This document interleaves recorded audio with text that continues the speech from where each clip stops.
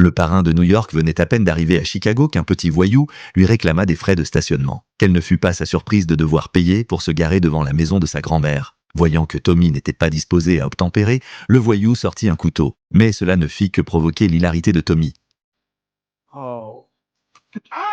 Le voyou n'eut d'autre choix que de tourner les talons. Le soir venu, Tommy s'apprêtait à fumer une cigarette au bord de la route pour tuer le temps lorsqu'un homme arrogant lui ordonna de déplacer sa voiture. Tommy ne put s'empêcher de soupirer. Comment pouvait-il être si compliqué de se garer dans cette ville? Il proposa à l'homme de se mettre devant lui, mais celui-ci exigea cette place précise. En tant que parrain de New York, Tommy refusa de céder un pouce de terrain. Hors de question de bouger. Cet homme n'était autre que Victor, fils du chef de la famille de Flynn, le clan mafieux local. Dans ce quartier, personne n'osait lui manquer de respect. Alors que la tension était sur le point d'exploser, un homme assis à l'arrière intervint à temps pour les calmer. Il s'agissait de l'intendant de la famille Flynn. Grâce à sa médiation, les deux parties en restèrent là. Victor se rendit ensuite dans un bar avec son acolyte Simon. Il entretenait depuis des années une relation amoureuse avec la patronne, mais son père s'y opposait fermement. Elle avait donc été contrainte de rompre et lui demanda de ne plus venir la voir. Victor dut se résigner à partir, mais Simon, voyant toutes ces jolies filles dans le bar, lui dit de partir devant.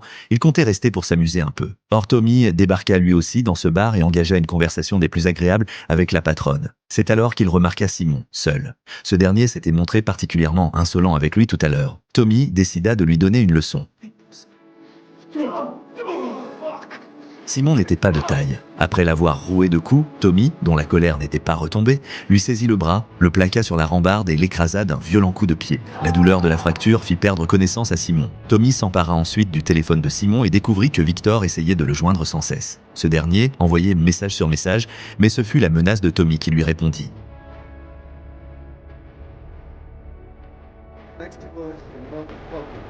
Le lendemain, Tommy apprit par hasard que le gang de Victor était en réalité la plus puissante organisation criminelle de la région. À peine arrivé à Chicago, il s'était déjà mis à dos les mauvaises personnes. Seul contre tous, il ne faisait pas le poids. Il décida donc de rentrer immédiatement à New York, mais la famille Flynn n'allait certainement pas le laisser filer. Cet extrait est tiré de la série Power Book 4 Force,